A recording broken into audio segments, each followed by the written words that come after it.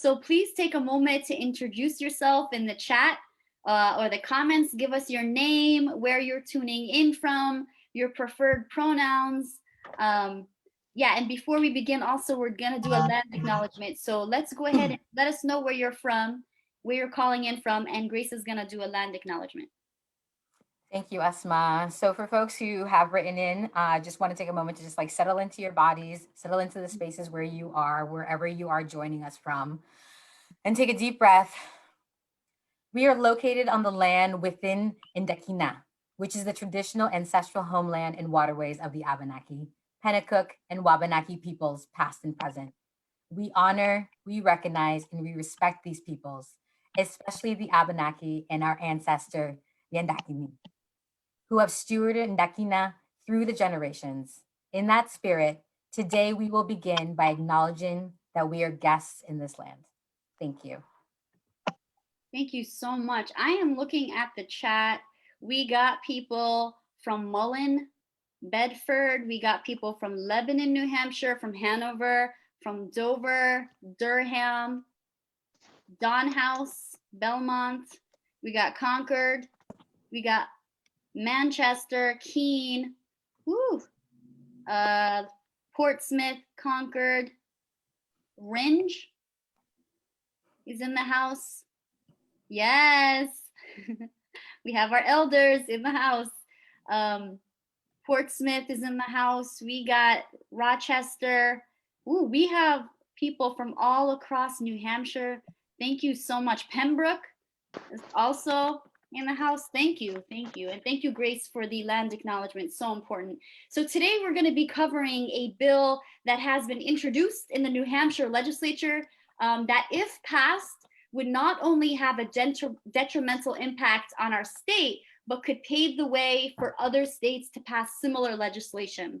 So HB544, or what we're currently calling the Racism Protection Act, is a bill that proposes to ban conversations on systemic racism by punishing state agencies, schools both K through 12, and colleges and universities from teaching or discussing systemic racism and sexism. This bill has passed out of committee, everyone, and it is up for a vote tomorrow.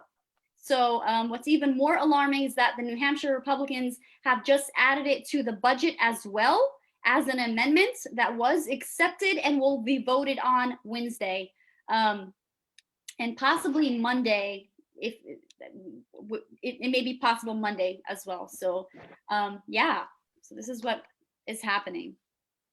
Thank you so much, Asma. Yeah, and it's definitely being voted on Wednesday, tomorrow. So we want people, yeah, it's the first one. So so we want people to understand exactly what is at stake and how critical it is to not only the future of New Hampshire, but to the country as well. We are so glad to be joined tonight by experts who have dealt with similar bills in other states, as well as at the federal level. We will learn what this bill will do and why it is essential we protect our rights and to not be silenced. We are so honored to have Kathy Albisa and Kathleen Kim with us today. Kathy is currently the VP, the Vice President of Institutional and Sectoral Change at Race Forward.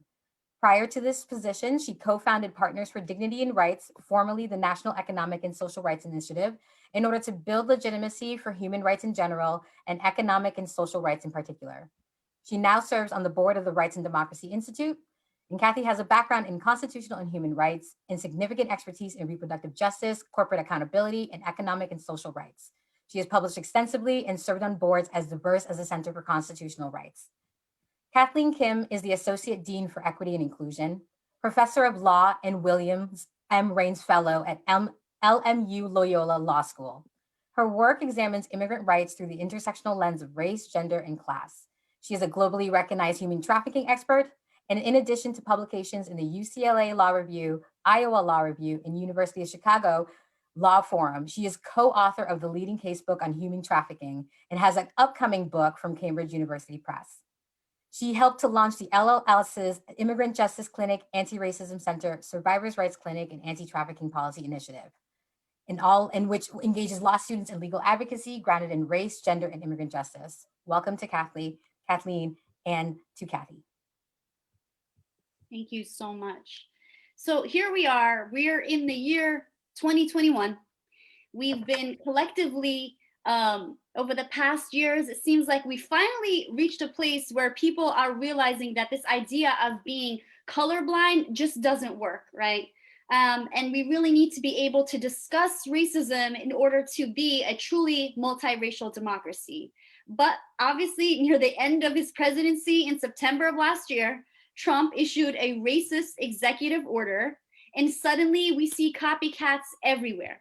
So, Kathy, can you please share with everyone, our viewers and those who are not here but will listen to this later, a little bit about the history behind this executive order? Hi, sure. And thank you all for having me. I can't tell you how grateful we are to know there is such a powerful group of people in New Hampshire ready to throw down on this question.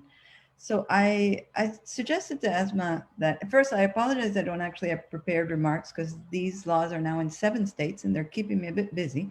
But I had suggested that I just step back and share how this work evolved and how we're at this point that it's being attacked so heavily by the white nationalists, like wing, right, of the right wing. This work comes out of about almost 20 years of effort for those who are not familiar with it. In 2005, the first racial equity office in the United States in government was established. And it was established as a result of a community campaign in the ostensibly liberal city of Seattle. Despite its liberal reputation, Seattle had some pretty poor racial equity outcomes. And the community decided that fighting issue by issue wasn't enough. The government had a responsibility to dismantle structural racism because it has played a big part in history in creating it, and that we needed some infrastructure to address racial equity outcomes across the board.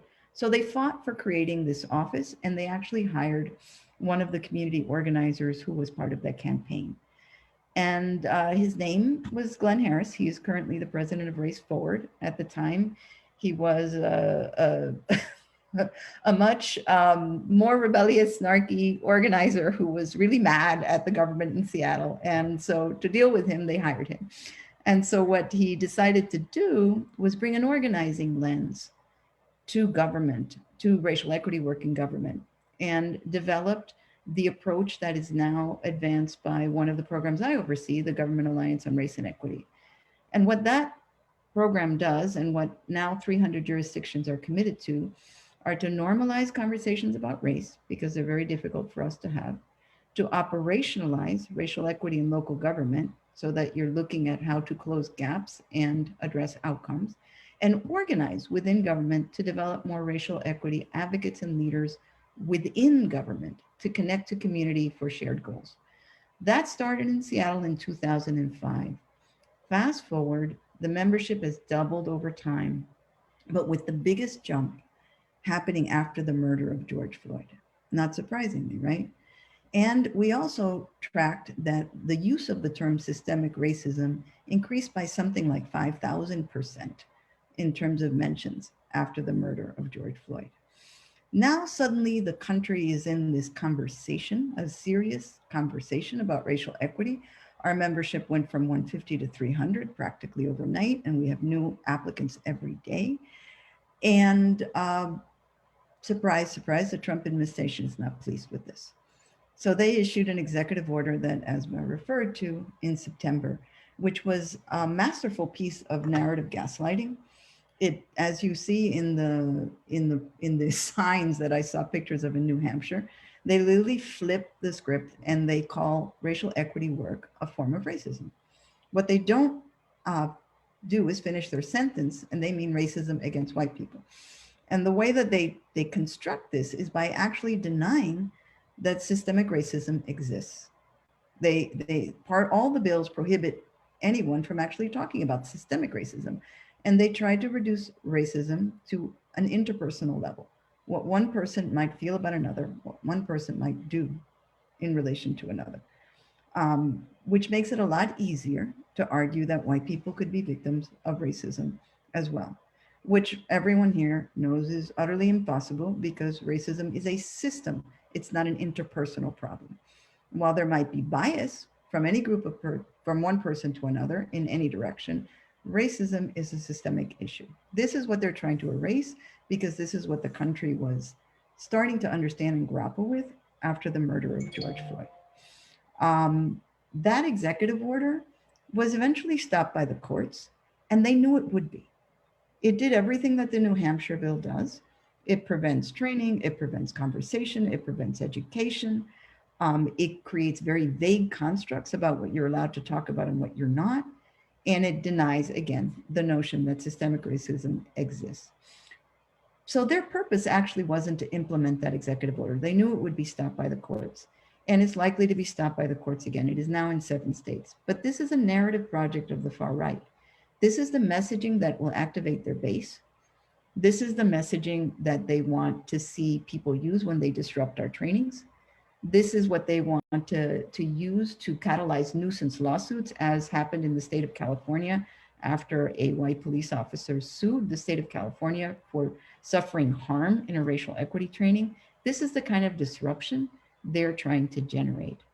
So it is a part of a far-reaching strategy, and it comes from their think tanks and from the most extreme wing of their movements. It is currently, as of yesterday, I found them in Oklahoma, Iowa, Idaho, Rhode Island, West Virginia, and Louisiana. New Hampshire might be the first one to pass. So it's really important how we handle it here. And finally, I will stop here and hand it over to Kathleen. I will say that our experience in fighting on the narrative level was not to get in the weeds and meet their gaslighting with, tit for tat. No, this isn't true, it's not true. We went with a message that they are trying to shut down conversations about race, and that the country is ready to have these difficult conversations. Because whether you poll government employees or you poll the general public, over and over again, majorities say that this conversation is important.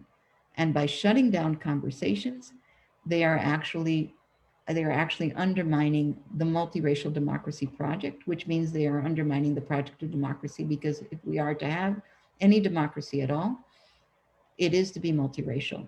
Or as Glenn would often say, you can't have racial justice without multiracial democracy, and you can't have multiracial democracy without racial justice. So I'll hand it over to Kathleen, and I will be back for more questions. And I'm sure I forgot certain things, but Esma, feel free to call me out on them and have me share them. Thank you so much, Kathy. So we're going to look a little bit more closely at what's happening in New Hampshire right now. Representative Keith Amon, the primary sponsor of HB544, said that he does not believe that systemic racism exists and that we have rooted out those last vestiges already. He also stated that a key reason that he introduced the bill was to stop critical race theory. Many people in New Hampshire were not familiar with the term, yet this bill has painted it as a very bad thing. People were brought in from out of state to testify about the evils of critical race theory, yet they never really defined it. Why is this term being used the way it is? Kathleen, could you tell us a bit about critical race theory and the role that it plays in education? Absolutely. I want to thank Rights and Democracy for having me and inviting me to this conversation.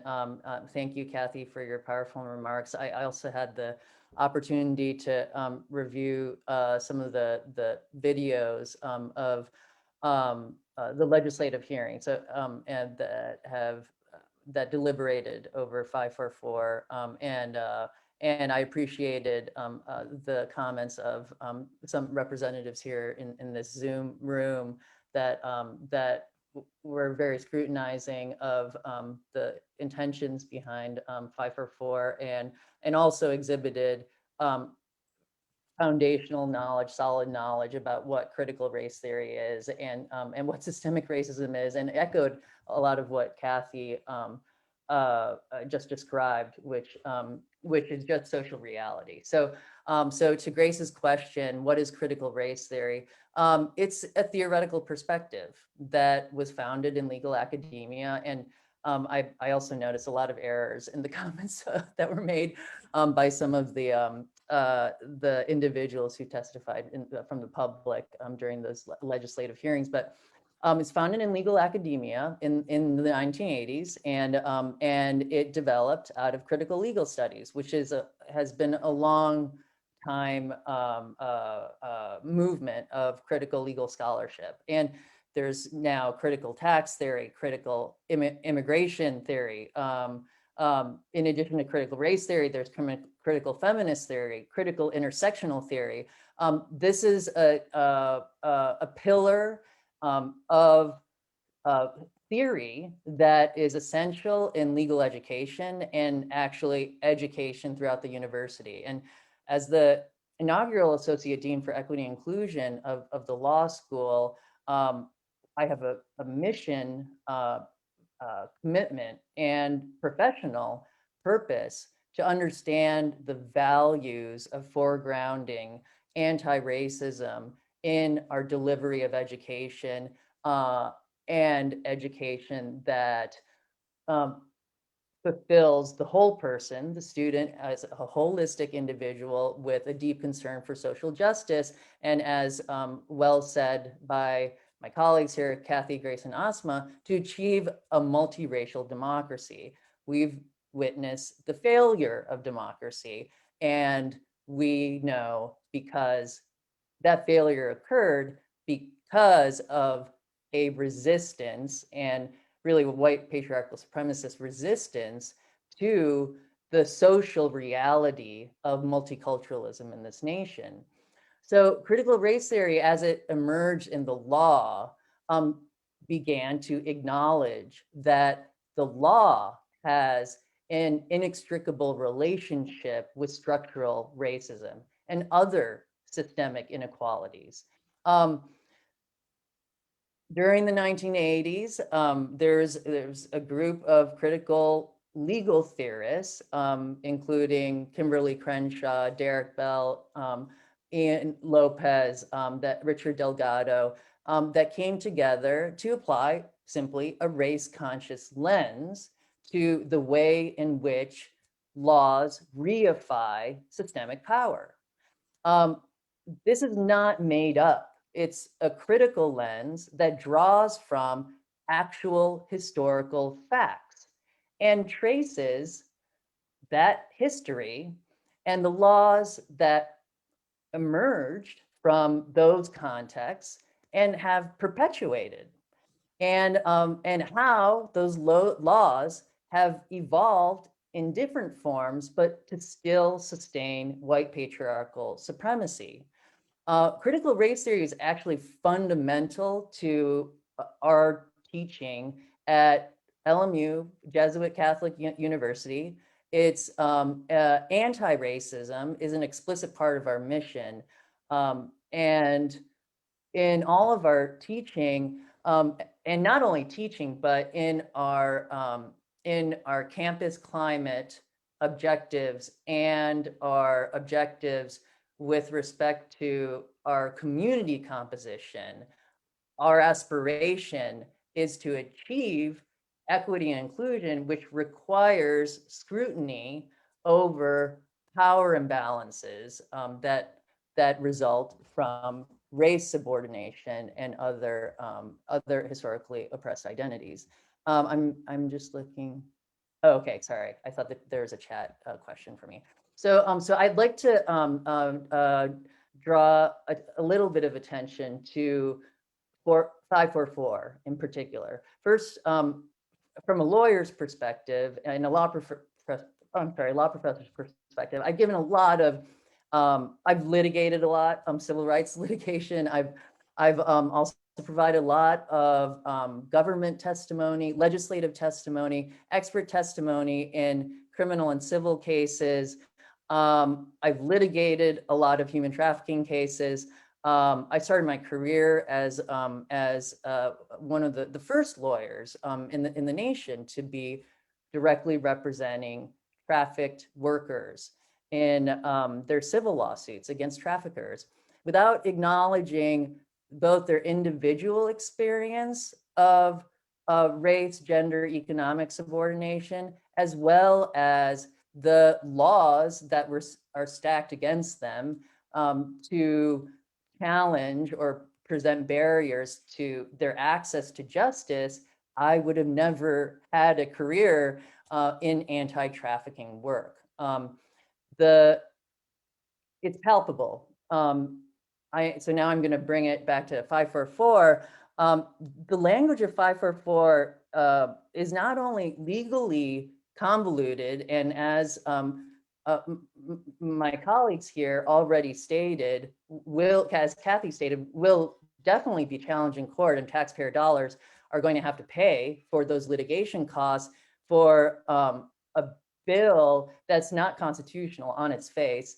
And so it's not only convoluted, but there are particular provisions that would silence me personally and many of us here, and silence, for example, as you know, the Equity and Inclusion Associate Dean of the Law School, the API forum that I just had last week with our Asian identifying students to address the massacre of Asian women in Atlanta, which was a clear result of misogynistic racism.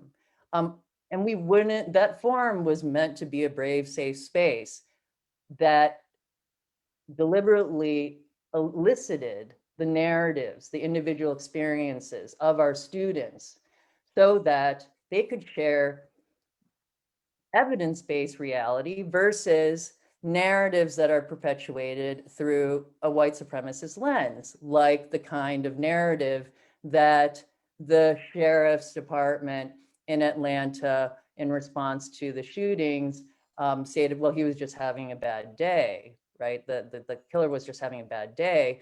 And this was not a race animus motivated shooting. That's not the narrative that people of color experience. And in fact, this bill 544 explicitly states that if my university accepts public funding for our educational goals, I would have been prohibited from providing what my students expect from me, to provide a forum to share their experience through a critical lens. So their experience that reflects actual social reality and an examination of how their lived experience interacts with structural hierarchies reified by laws. Laws both in their plain text and as enacted by state actors.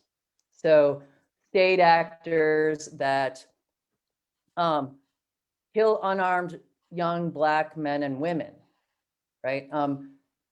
Those are their laws that permit that and permit the discretion of officers to perpetrate those kinds of harms on Black people with impunity. Those are the kinds of conversations that would be prohibited by 544. 544 actually states that feeling or sharing psychological effects of one's race identity would be prohibited. And that again brings me back to the example of the Atlanta shootings of Asian women perceived as criminals, so deserving of their deaths, against a backdrop of laws, beginning with our very first immigration restriction, the Page Act in 1875, that prohibited the entry of Asian women because they were all presumed to be prostitutes. And the presumption of prostitution legitimized the regulation, government regulation of poor people of color and poor women of color based on sexuality and morality. Those are the same kinds of themes that we see sustained, again, in practice by law enforcement and also laws themselves. So I spoke about my work in human trafficking. And there, unfortunately, is a large, persistent misconception about what human trafficking is. And oftentimes, human trafficking has been co-opted by white patriarchal supremacist purposes to further criminalize poor people of color. So anti-trafficking advocates that are human rights focused actually have to understand the sociological realities of the human trafficking phenomenon and its root causes, resulting from systemic subordination of poor people of color and who are further subordinated by intersectional factors, including disability, gender identity, religion, etc. Without understanding the phenomenon in that manner, it's impossible to come up with prevention and intervention approaches that actually serve trafficking survivors and not further criminalize them, because the evidence demonstrates that survivors of violence and survivors of trafficking also have criminality. But without attention to the effects of systemic racism in producing those kinds of consequences of both victimization and criminalization of the same person,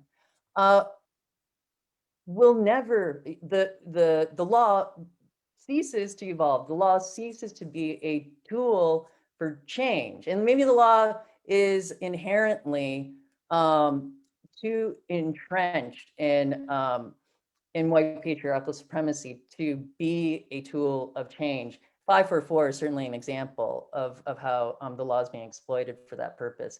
But in the trafficking context, after having worked in the field for 20 years, experts know that we'll never get anywhere without understanding structural power and how it has created vulnerabilities among our neighbors, in our community, that can only be rectified if we correct those imbalances in power, and that requires attention to, again, race, gender, immigration, disability, national origin, gender identity, sexuality, religion, and class. I'm going to stop there, and then I'm happy to engage more with this, and then I'm going to let Grace and Asma cue me with regard to the sanctuary, anti-sanctuary. While we have you, I want to ask you about anti-sanctuary, but before we do, I'd love to ask if people have any questions, to put them in the chat, and we can have our scholars answer them for you, because I do want to ask another topic on another bill which is very related, but please do put your questions in the chat. We'd love to have our scholars answer them. Yeah, and if I can just jump in, I think like the thing to take away here, like of some of Kathleen's examples, is this bill means you can't talk about anything in government, right? Government is responsible for all these things. They're all shaped and designed by systemic racism. They're all highly racialized, and you literally cannot talk about them without being censored. You can't talk about them if you're a contractor. You can't even talk about them to your own people if you're a contractor. But yet the one thing I wanted to, that I forgot to add, and I apologize for taking up more time, but that despite the fact that this is about shutting down conversation, and despite the fact that this event is titled Critical Race Theory and Free Speech, I would talk about neither of those things. if I were fighting this bill, because we need to lead with defending and explaining the very thing they're trying to shut down, Right. which is why it's so important that government take up the project of racial justice, right? Recognizing government's role historically in creating injustice and its obligation today to address it. That is fundamentally, more than free speech, what they are attacking. They're just using speech as a tactic. And they have directly attacked our racial justice analysis. We need to respond. This is a cultural, social attack more than a legal one, because this will probably be stopped in courts. We need to respond by gaining control of the conversation and solidifying the concept that government has a responsibility in this moment. Thank you so much. Kathleen, I don't know if you had a chance to look at the chat and if you wanted to answer any of those questions, and the same for you, Kathy. So we have a Kathleen and a Kathy scholars, which is great. So if you're moved to want to answer any of them, please definitely do that. Yes. So so I'm just scanning through some of the questions right now, and the actual text of the bill is actually pretty short, and it does prohibit discussions of race and sex. So given the intent, the spirit of the bill, which is, as Kathy said, to prevent any kind of government interaction with the topics of racial justice, gender equity, etc. I presume that sex would, at least by the proponents of 544, be interpreted to include gender as well. It's overbroad and under-inclusive. And Kathy, it's well stated that this is not going to survive in courts. But what's truly offensive is that this bill was even proposed and that it's gained this much traction. I want to volunteer to work with Kathy, Grace, Asma, Rights and Democracy. I want to volunteer our Anti-Racism Center at Loyola to provide services in assistance. Anything that we can do with respect to at least if the legal stuff is helpful in any way, we want to deliver it. We want to do it. So yeah, I find it really offensive, and it's frightening that what Kathy stated earlier, that that the copycat bills are spreading across states. Yeah, thank you. And you explained it so well, with the practices of racism to laws and policies so beautifully. The need for government to take responsibility and address the racism it promotes is so important. So yeah, Kathleen, you are an expert in immigration law as well. And while we have you here today, I would also like to discuss another racist bill very much connected, or I see it connected to this HB544 that's also coming up in the New Hampshire legislature for a vote, again, related to HB555, in my opinion, that is very discriminatory, racist, and anti-immigrant as well. And that bill is HB266. And HB266 is an anti-sanctuary bill, which essentially proposes to roll back all the work that has been done in towns and cities across New Hampshire to protect immigrants from being targeted and racially profiled. It's also ensuring that police cannot detain anyone simply because they think they're from another country, right? So can you tell us a little bit about these anti-sanctuary laws that are also coming from the national level, and why these laws are so dangerous as well? Yeah, thank you, Asma. So the category of what we call sanctuary laws are those that provide some level of protection to immigrant residents. And what they do is to limit the information sharing between local and state officials with federal immigration enforcement, because federal immigration enforcement has wide discretion to profile and use any kind of personal information about individuals, including their names, to initiate immigration enforcement activities. Because immigration enforcement is not a tool enumerated from the Constitution, both executive power and federal congressional power has plenary authority to determine whether non-citizens remain in this country or can enter this country. And so it's created, it started as a draconian system. It's persisted as a draconian system. There is no such thing as a constitutional substantive right for a non-citizen to remain in this country or enter this country. That's the federal, just on the federal level, but there are a number of states and localities that that recognize the enormous contributions that non-citizens make to our economy, our society, our cultural vibrance. The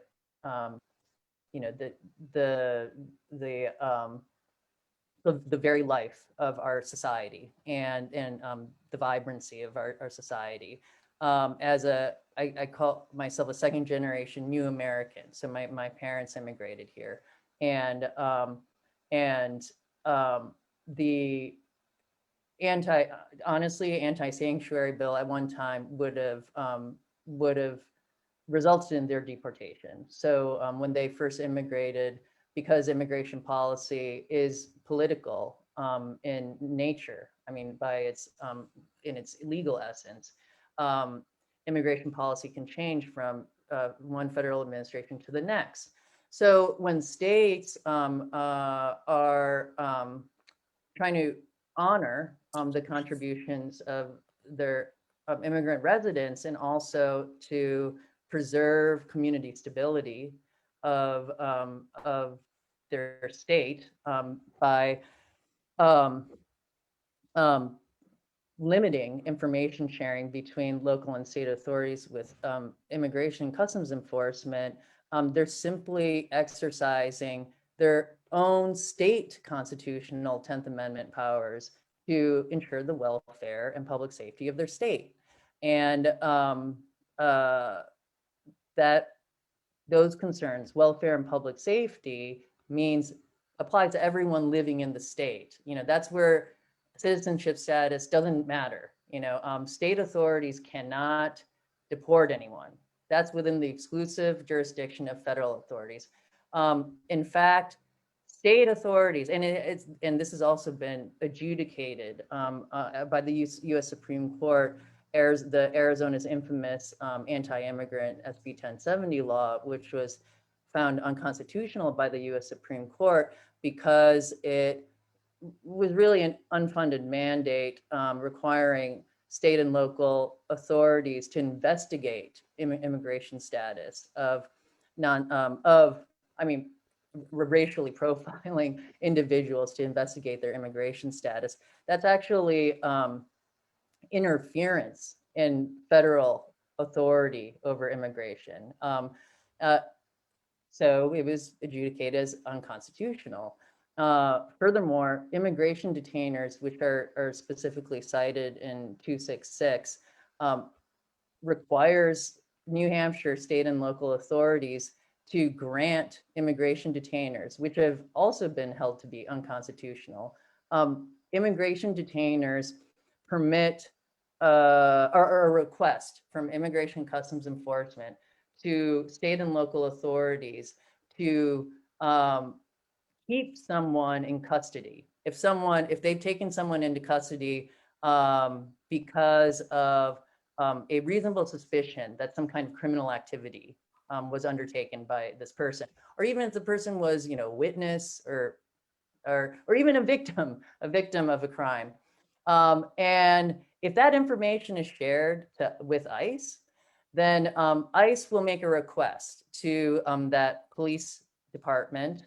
Can you keep the person longer to await our arrival so we can have access to that person and take that person into custody. And that immigration detainer, if granted, would keep that person in police custody for 72 hours, which is beyond the constitutional threshold, to wait for immigration enforcement. And then immigration enforcement comes along and then just takes the person. After having worked on hundreds of trafficking cases, and my focus on immigrant trafficked workers, and seeing how local law enforcement should, can, and shouldn't cooperate with immigration and customs enforcement, I can tell you that the preservation of a state's right to put their interests of their own residents first means both community stability and also public safety. I mean, that's the big criticism of anti-sanctuary ordinances.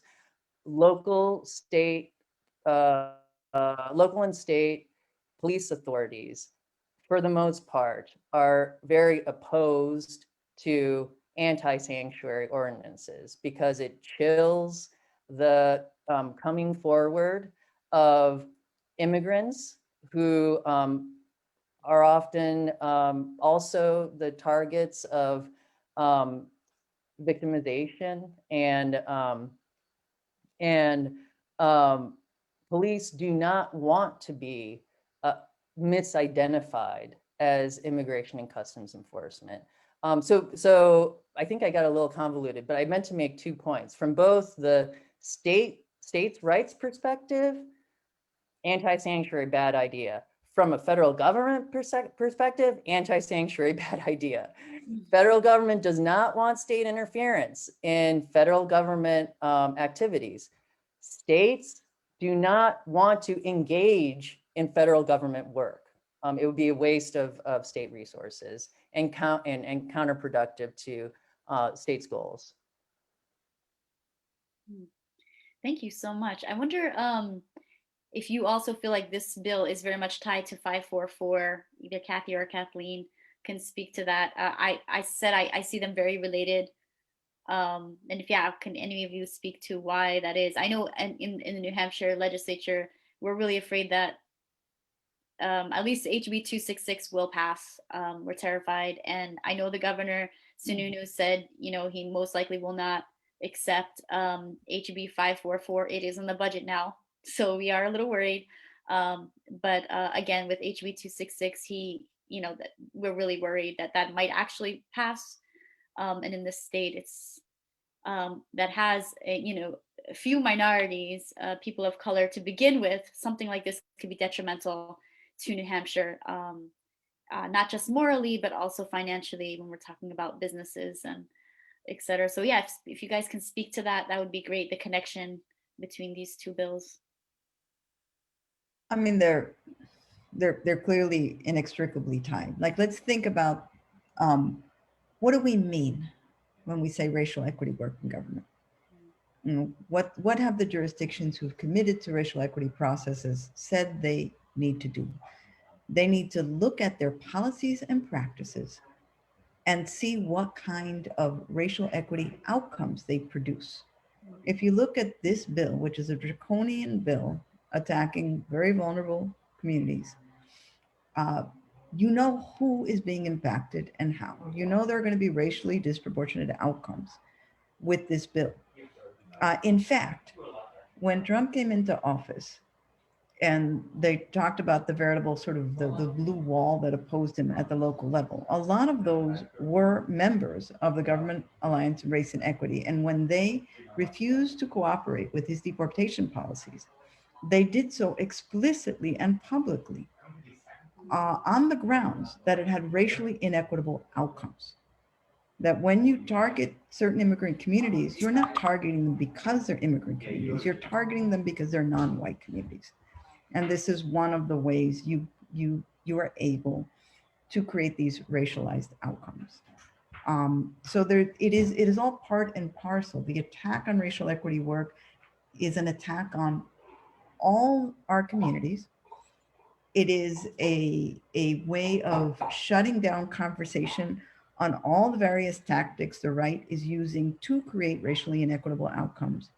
It is the reason that they deny the systemic nature of it is to get us to stop talking about outcomes and to start talking about, again, just interpersonal instances. So yeah, it's about the same container. And if you don't have racial equity work in government, if you aren't able to move local, state, and federal government in this direction, you essentially get outcomes like this bill that you were talking about now, which would devastate lives. And do understand that part of the backlash that's happening in New Hampshire and all these other states is because Biden issued an executive order basically not only repealing Trump's order, but mandating racial equity work throughout the federal government. And so this is also part of the backlash to that. Kathy, those really well stated. Thank you. That it reminds me that so California, where I reside, we enacted a trio of pretty important statewide sanctuary protections, and immediately sued by the Trump administration. And I authored amicus briefs and in defense of our sanctuary laws. But a strange consequence of our state wide sanctuary laws was the occurrence of a number of localities that started to pass under the auspices of opting out of our state sanctuary law anti-sanctuary ordinances of the type that 266 is. And the intent behind those statutes and 266, like its predecessor that really perpetuated a number of copycat laws throughout states, is again Arizona's SB 1070, of which its preamble stated attrition through enforcement. So the idea is to make life so inhospitable and unwelcoming to immigrants that they won't even think of residing there. And I think that highlights what Kathy stated, the inextricability between race and the targeting of immigrants. It's immigrants of color that anti-sanctuary bills, measures are intended to attack. They are intended to cause attrition through enforcement. Don't live here. The message is for new immigrants and new Americans to never reside here. Do not come to our state. You will be targeted and dehumanized. Mm. That is so powerful. Thank you so much, Kathy and Kathleen. I think as an immigrant here, I think it definitely has that sense. And the fact that HB 544 itself is very much silencing that ability for people to be able to speak on the realities of our lived experiences. And we have, a strong immigrant community in New Hampshire. We have people very much communities across New Hampshire that, as people are spread out, are, willing to go to bat for each other and really stand up for each other. And some of the conversation in the chat is, expressing some real fear and concern that is there, is these things seem so heavy? Is there any hope really? What can we really do to fight back against this? And you've given us some, great insight on, the tactics that the other side is using. And, could you speak on how can we come together as a community? Because all this is being done as a community to combat this? Like it's in our group strength. So can you share a little bit of like what are some of the strategies and tactics we can be thinking about as we're advocating and fighting against this? So first of all, I would keep in mind that what the big win here is controlling the narrative and winning the narrative in the state. Even if this passes, it is highly unlikely to survive legal challenge, but the damage would still be done if we don't control the narrative that the people of New Hampshire do not buy this, right? I mean, one of the things that was really helpful during the Trump EO was how many groups of stakeholders came out against that executive order. The unlikely spokespeople in the business community, the entire foundation world was to be expected, but there were actually just lots and lots of players who decided that that was the moment to step up and say, we don't agree with this. We believe we need a conversation around racial justice. We believe our country is due for a reckoning and that we will be stronger when we come out on the other side with a real multiracial democracy. Like that simple message, not getting caught up in the weeds about what they're saying, but that simple message needs to prevail. Because if the message prevails that American people in New Hampshire don't want to grapple with race, after we've seen the interest kind of surge, that is the real political loss, not so much the legislative piece. Again, they know what they're doing. They understand the lack of likelihood that this will be implemented. So that is not their purpose. Their purpose is to control the narrative and activate their base. So they need to be isolated. They need to be shown to be out of step. And they need we need to show that there is widespread opposition to the position that they are advancing. We took it as an opportunity to launch multiple racial justice conversations across the country and give them as much visibility as possible. We wanted it to backfire. Sorry, can I interrupt you for just a second? Because I know our other scholar has to leave soon, and we want to continue talking to you. So we want to definitely continue this conversation. But I wanted to know, before you leave and go to your classes, can you tell us what are your last thoughts, what you think we should be doing, before you head off to do the things you do, the wonderful things you do? I guess I would just echo Kathy and all the work that you're already doing. Organizing is critical. When I and my colleagues provided our services to write letters and law professor testimony, etc.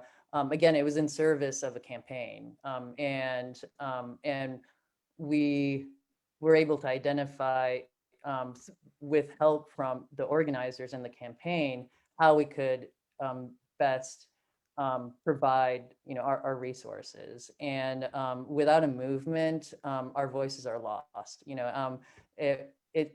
My voice alone, and I've done this in my career. Like, I've been the lone voice objecting to something, and of course it fails. Of course that principle fails.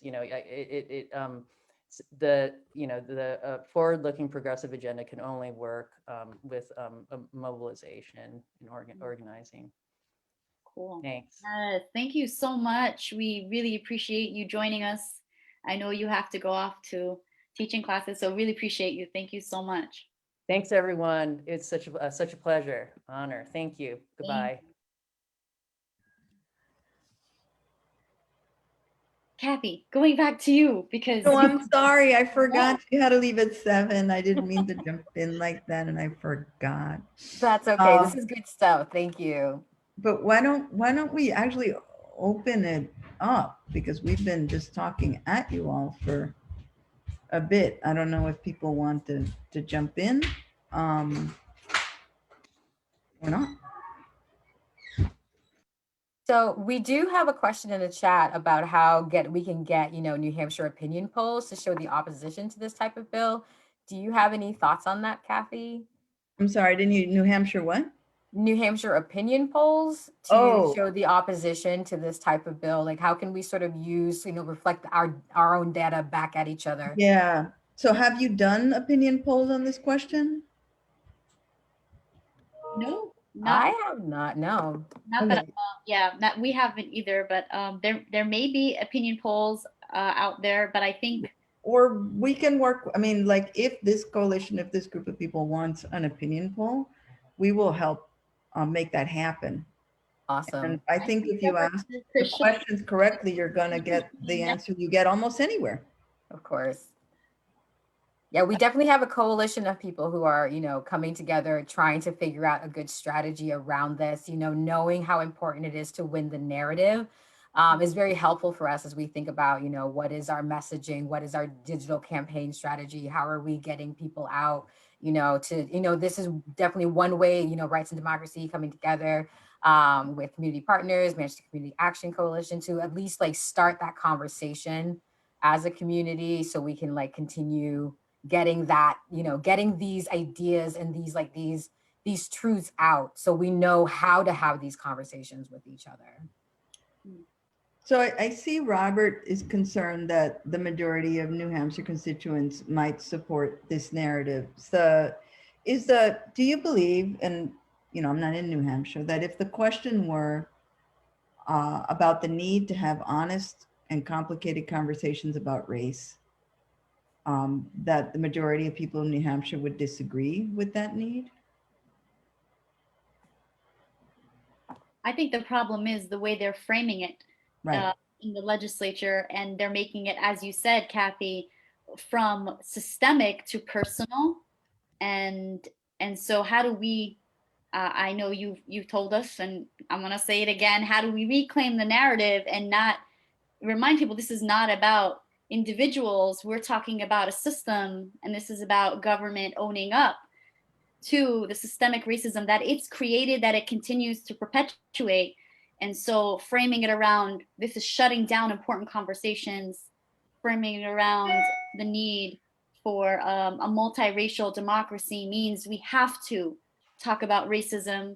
And Kathy, if you can repeat that statement you said earlier, we can't have a multiracial democracy without talking about racism, and we can't have can you say it, Kathy? Sure. You can't have, basically you can't have democracy without racial justice, and you can't have racial justice without democracy, right? They're dependent on each other.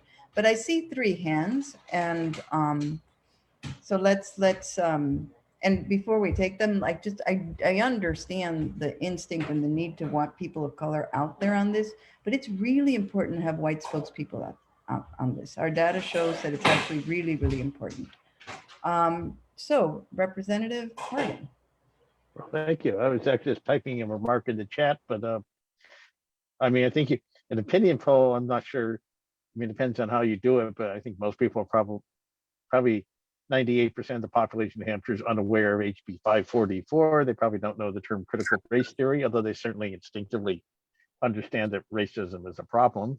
And at the hearing, I will say at the hearing, which I was typing in the chat too, is like there were some regular people who, I've never seen, engaging in activism before, who did show up at the hearing, and I didn't see any regular people, or really anybody even from the state at all, showing up in support of that bad, very racist bill. They were all pretty much either the sponsor of the bill or what I would call professional reactionaries. So there's people who've latched onto this cause and are, for whatever reason, for whatever misguided reason they have, decided to devote their lives to it. So there were like several of those, but there really was the only people really I remember from New Hampshire, although maybe others were prime sponsor Keith Ammon, and then also there's a woman named Lily Tang Williams, who is from communist China, and it's like a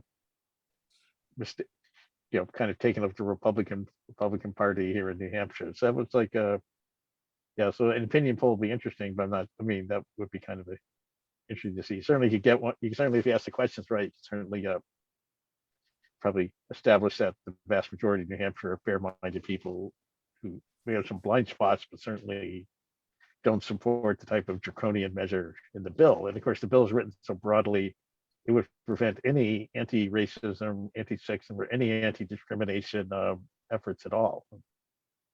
In fact, I think ironically, the majority Republican leader is one of the sponsors of it. He would probably have to move his family business back to Ohio, because like what he does when he's not legislating, he runs a call center for the Department of Education, which I'm sure has very detailed requirements for all its contractors, and he would really be violating this law if this became a law, if he tried to operate his business in Manchester as he has been for the last decade or so. So that's yeah, it's kind of a frustrating thing, and I really am kind of troubled by the fact that the Republicans didn't really have the courage to stand up to their own leaders and say this is pointless. This can only do harm to the state. Thanks. And that is an important point to bring home. This is not Yeah. homegrown. This is Yeah. imported hate that's not coming from the state of New Hampshire. Asma, I don't know who you want to. Yeah, maybe, yeah, Representative Chris Schultz. And thank you, Representative Tim. You did a great job speaking to the bill. I really appreciate it. Yes. Yeah, thank you for being a champion on that. And Yeah. Representative Chris Schultz, yeah, another amazing, yeah, you did a superb job. We'd love to hear.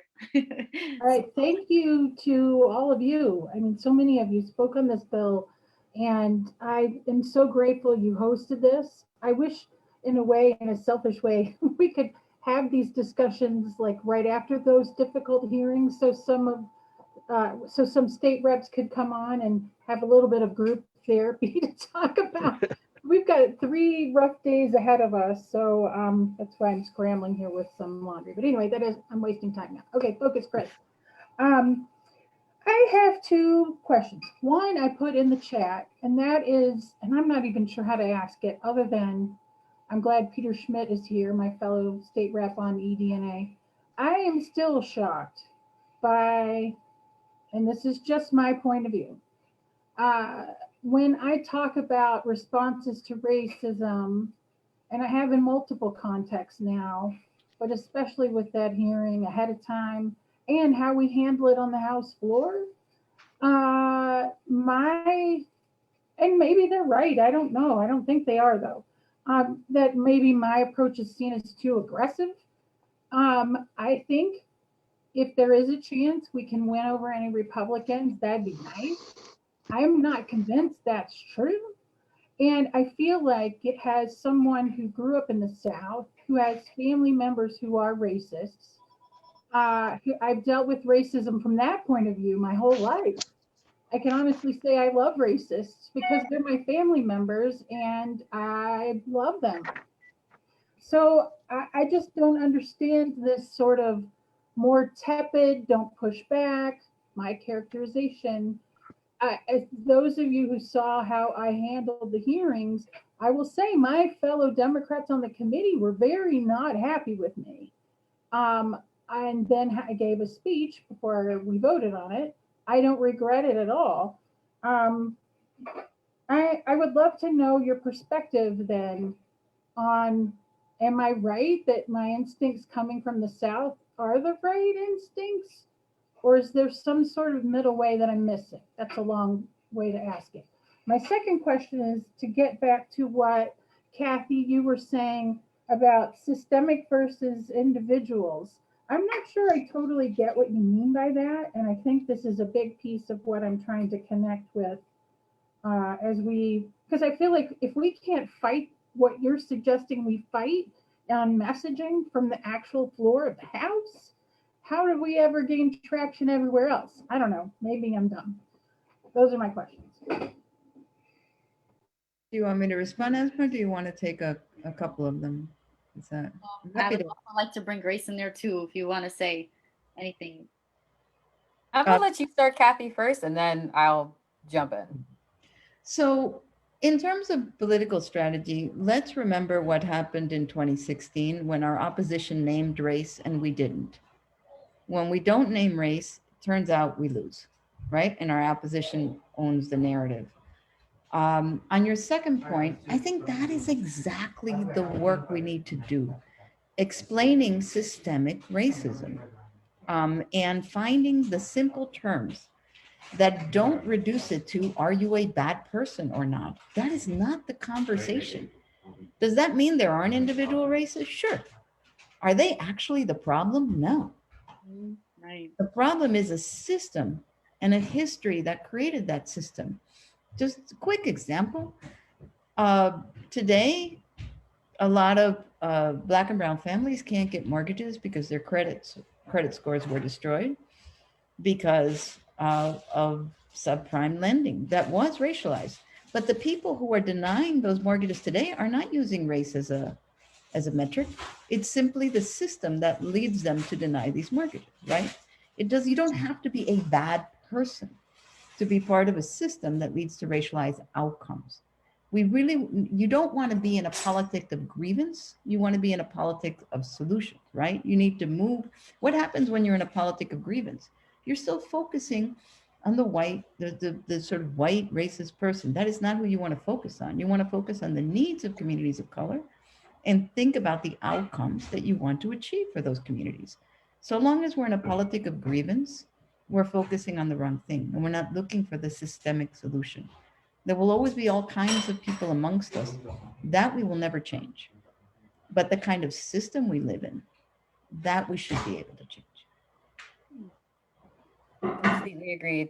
Completely agreed. I think just to highlight too and uplift what you wrote in the chat, Kathy, about the fact that, again, this is about, a multicultural democracy, and that what affects one of us affects all of us. And that this is not the time to be, this is not the time to be timid. And I think that one of the things that people, I'm the generation where growing up within colorblind culture, I think most of us are. That's what we know. When Obama became president, there was this fallout of like, we've done it. High five to each other. We've arrived at the promised land when we haven't yet even begun to do the hard work.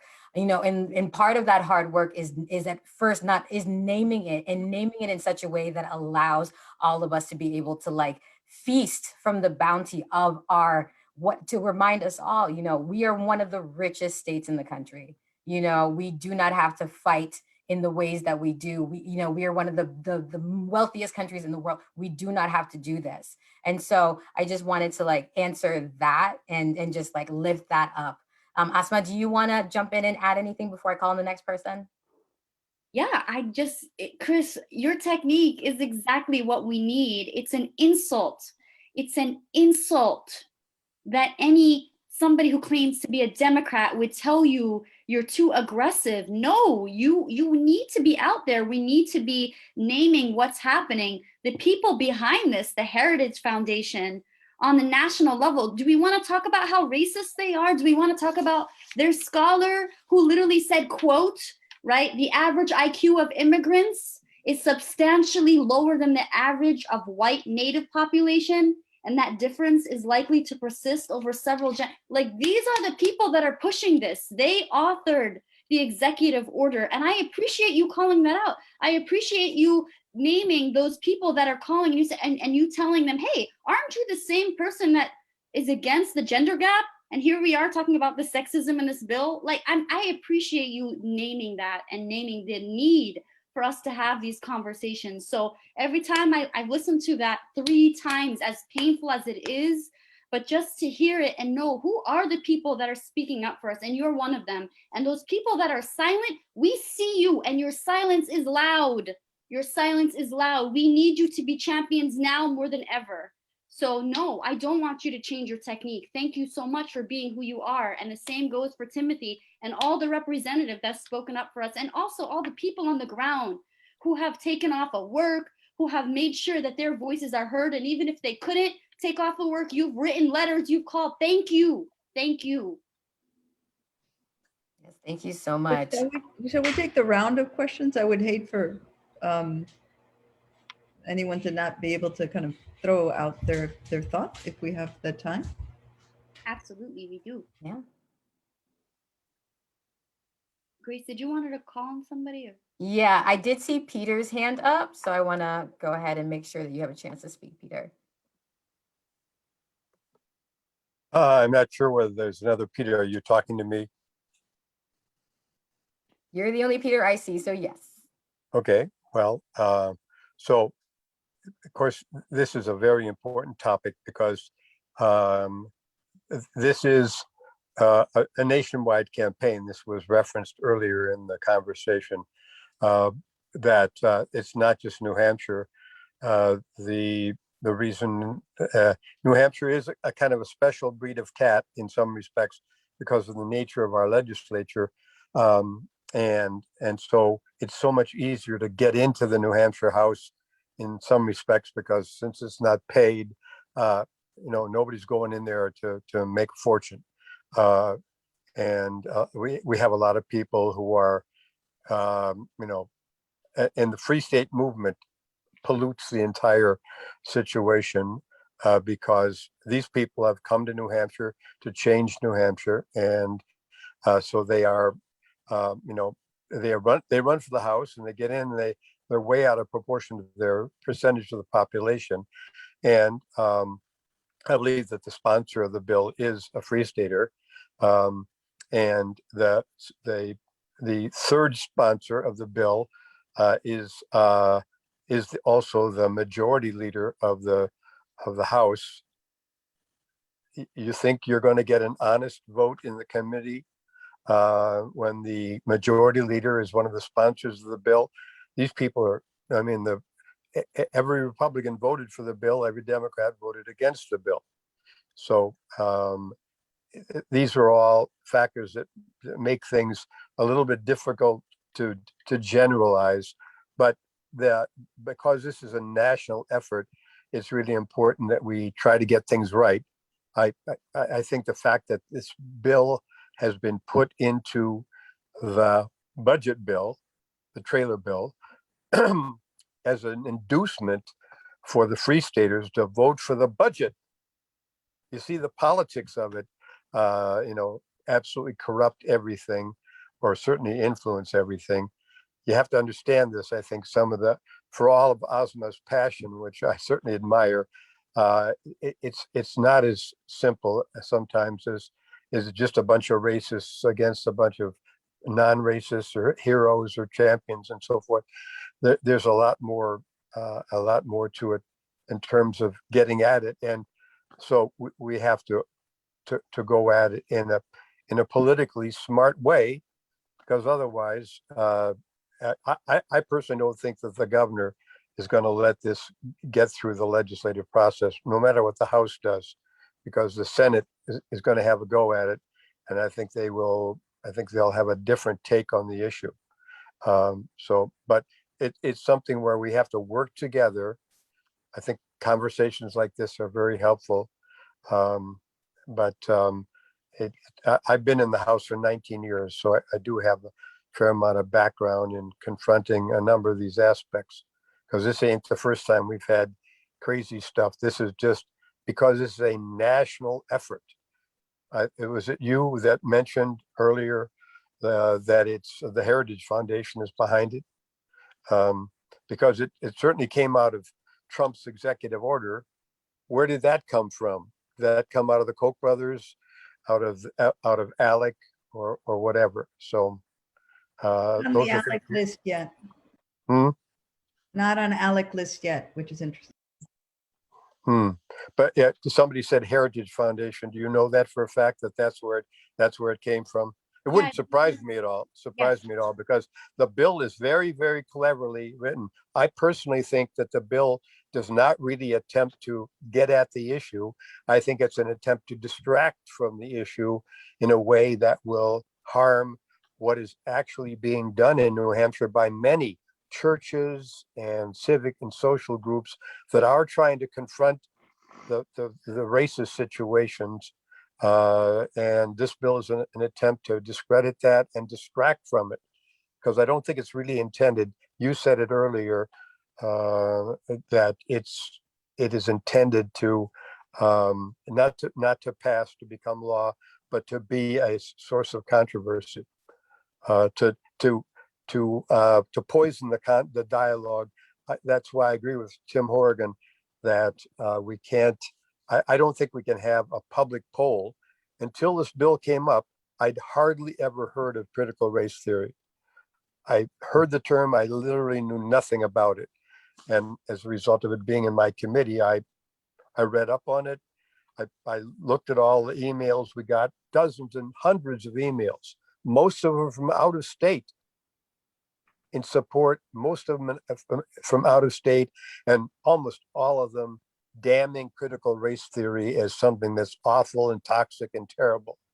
And the people from New Hampshire who wrote us, by and large, were opposed to the bill, and they clearly want their children to be educated about the darker sides of New Hampshire history as well. So I think that all has to be taken into consideration, because those people are our natural allies, and they live here.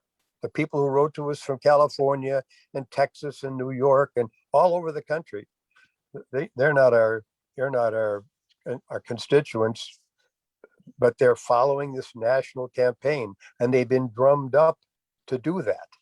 It's not an accident that we got all those emails. So I'm happy to talk with anybody that wants to pursue the issue, because we have to stand together, but we also have to understand what's going on. So thanks very much. Thank you, Peter. Yeah, I mean, and to your point, I mean, this is stuff as a Black person living, who grew up in New Hampshire as like my whole life. Like, this is stuff that is lived. This is stuff that, the racism that is present here is real. And now that this bill like this is coming up, it just really, it highlights and it magnifies and illuminates what so many Black and brown people experience, every single day in large and small ways. So I think that, it's incredible that this is like part of the conversation now, but this is stuff that, so many of us live with day in and day out. So I want to make sure. I think it's very different. I think it's very different if you're an old white guy like me, or if you're a young Black woman like you, or any person of color, any person of different ethnicity and so forth and so on. They live in a different reality in this state than white folks do. Absolutely. So Deborah, I see. Oh, sorry. Go ahead, Asma. Like, literally what we're seeing now is not new, y'all. Let's just be real. The United States of America has been doing this game plan. When we're talking about what they did to people a long time ago that were against slavery, right? Those who, calling out slavery. What did they call them, right? They called them seditionists. When we're talking about people who said, those who are enslaved should be able to read, what did we call them, right? We call them a security to the threat. This is not new. What they've done then, they're doing it now to shut conversations, to keep the status quo. So I just want to frame that. So it sounds innocent, it looks great. This is extremely violent, this bill. And yes, as Kathy has mentioned, they just took something and flipped it upside its head, right? That's exactly what they did. But yeah, Grace, I would love to hear from an elder in the community who's done the work. Yes, absolutely. So I see Deborah, your hand up. I have to say this.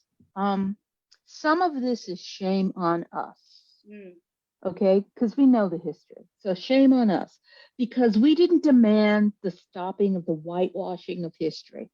People don't know what they don't know. But we still teach the Pilgrims came on the Mayflower. And, I remember seeing the Plymouth Rock for the first time, and I was like, who cares? All right. So shame on us that we have not insisted that this integral piece that's missing is the education of our children. Okay. And the education, even in the history in university levels. When I talk about to other adults about parts of history that I grew up with, they look at me as if I have three heads. Okay. And that's an integral part that's missing here. To stop this, we need to talk to each other about true history, but also doing the work and changing the narrative.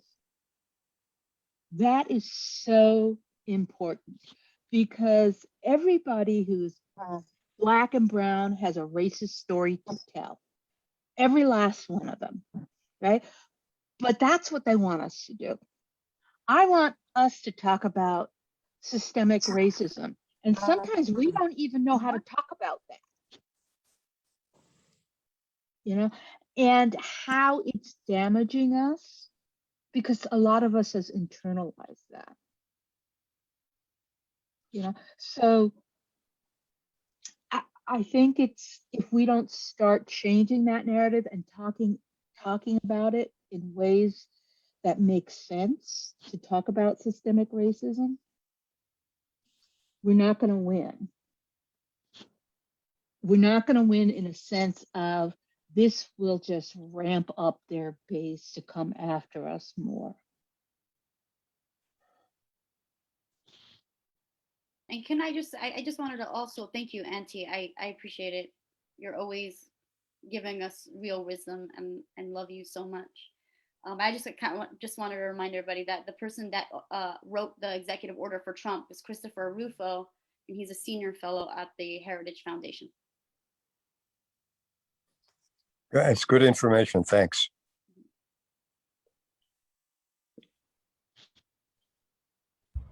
All right, so for questions, we've got State Representative Maria Perez. Thank you for giving me the opportunity to not just ask the question only, but to thank everyone who's in the meeting right now, who's supporting people like myself, who right now is afraid. I'm sorry, I think I'm gonna break down.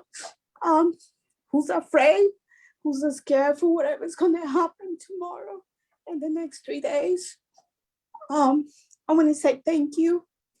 And to be honest, as a state rep, and I've been seeing the races in the state house when I testify, and many other chairs, they ask me what I'm calling from, and they know that I'm a state rep for New Hampshire, and how many times that I have to tell them that my name is Maria Perez, and I represent District 23 in Milford, and I ask 2 to 3 times, may I ask, what's your name? What are you calling from?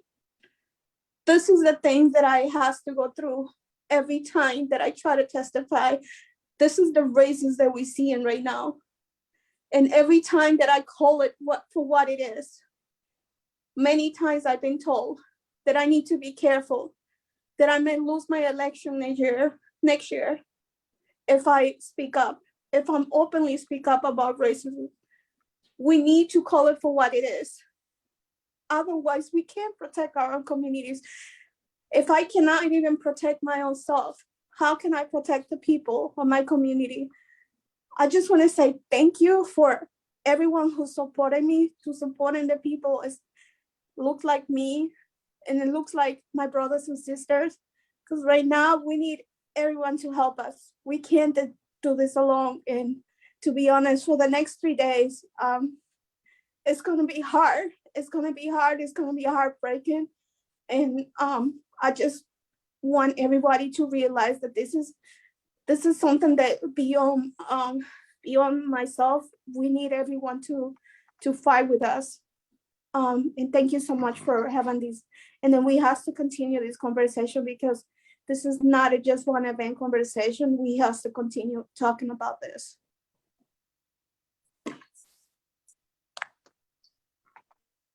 Thank you so much. Thank you so much, Maria. Thank you so much. And yeah, it's, just speaking to that toxic soup, like racism is systemic, it's personal, and it's felt. It literally wears on the body, it wears on the brain, it wears on the spirit. So I just want to thank you for being there, speaking out for us in that room, because while you're in there, we're going to be out here working and fighting and being in communication and talking with everyone that we know, and not letting this thing fester as it has continued to fester for generations.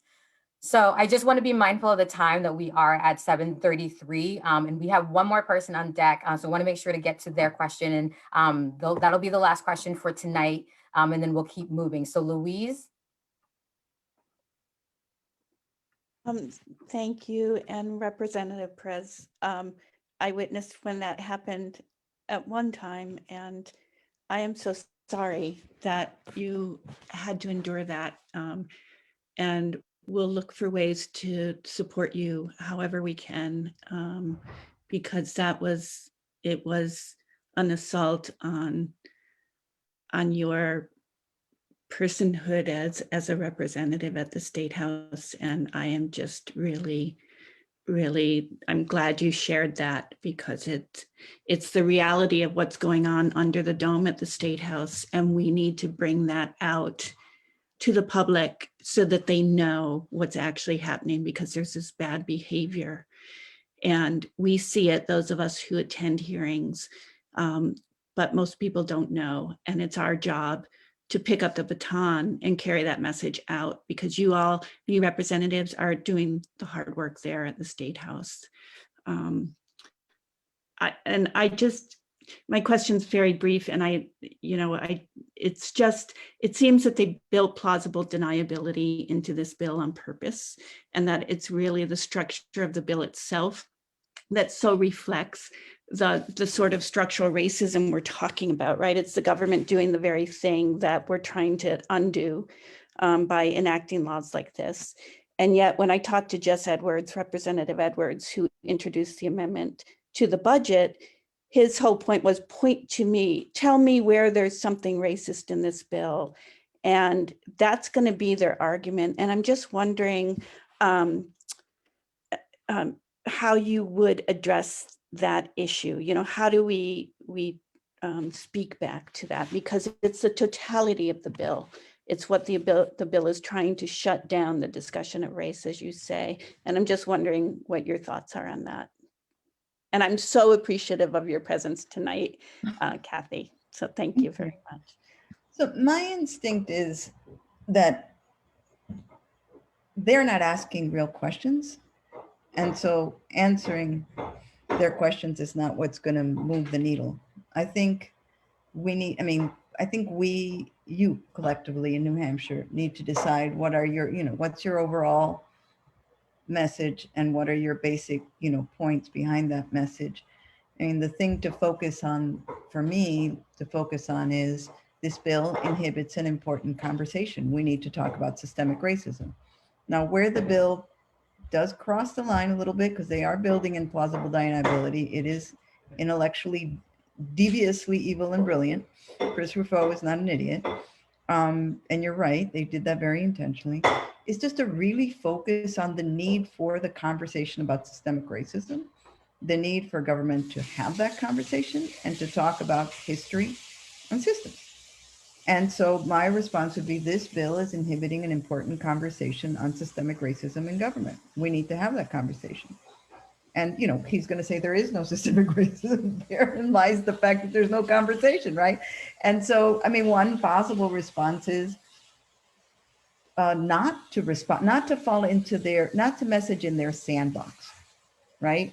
They keep talking about critical race theory. It's not even in the damn bill. This is a red herring. What they really are trying to shut down is any conversation about systemic racism. It's right there in the bill. You cannot talk about the fact that there is anything inherently racist about the system. In the Trump EO, there were literally words, not in the EO, but in the memo that OMB promulgated after the EO to apply it, literally banned a set of words that you are not allowed to use in government. Systemic racism was one of them, intersectionality was another. So I would say answer with your leading argument. Doesn't matter what the question is, because they're not asking a real question. They know damn well what their bill is about. And to sort of pretend that if you can't point to a word that is, clear enough for someone who doesn't want to see it, is not the conversation you want to be having. I would just keep repeating, we need to support robust conversation about systemic racism in government, and this bill actually inhibits that conversation. It shuts down conversation the U.S. public wants to have, conversation we want to have in New Hampshire. Keep it simple. They want you to get into the details, but what we found in the sort of public battle around the EO is the simpler we kept it. And the other piece is, we actually stated that we actually made an argument that they were claiming, since they kept saying that this was an attack on, having racial equity conversation was an attack on America, attack on American values, and attack on American identity, our response was, you know, you're taking the position, you're the one taking the position that America is inherently racist, and can I have this conversation? In fact, it is not. We are better than that. I saw that in the chat. Was an argument that worked. It may not always be 100% true, but we want to will that into existence. We want to start there from a place of good faith. And so we did use the argument, you know, America is better than that. America wants to talk about race. America is an unfinished project, and we're all part of finishing it. And if you believe in democracy, you believe in the need for this conversation. We want to put them on the opposing side of democracy. And that has the added advantage of being true, because they are. Awesome. Sorry, that Thank was you. longer than I intended. No, that was perfect. Thank you so much, Kathy. And I want to thank everyone else for tonight. And we want to, you know, mindful of the time, we want to be sure to leave you with some actions that you can take. And so one of the things is that we are asking everyone to please contact your representatives. The House is in full session tomorrow, the 7th, the 8th, and the 9th. I can't remember what day it is anymore of the week, but the 7th and the 8th and the 9th. So starting tomorrow, the House is in full session. So we are asking everyone to contact your representatives. I will go ahead and put that information for how to do so in the chat. And as well, if you are available in person, there is a visibility action happening tomorrow morning at the Bedford Sportsplex. So if you are able to, it is safe for you to do so, to go out there with your community, because you're not alone in this, people. There are 30, 50 people on this call. So that's 30, 50 new people that you can stand with. So if you're able to go out to the New Hampshire Sportsplex in Bedford, New Hampshire, 68 Technology Drive, tomorrow morning at between 7 and 9 a.m., please do so. And I just want to say, you know, be sure to demand that they vote against these two dangerous bills. Remember that HB544 is also in the House budget. The House budget is being voted on tomorrow at that Sportsplex. So that's HB2. So be sure to tell them to vote against this budget with the amendment, that the bill that's coming up on the 8th, and the amendment in the budget that's coming up tomorrow, as well as voting against HB 266, which is also up in the vote today for the next 3 days.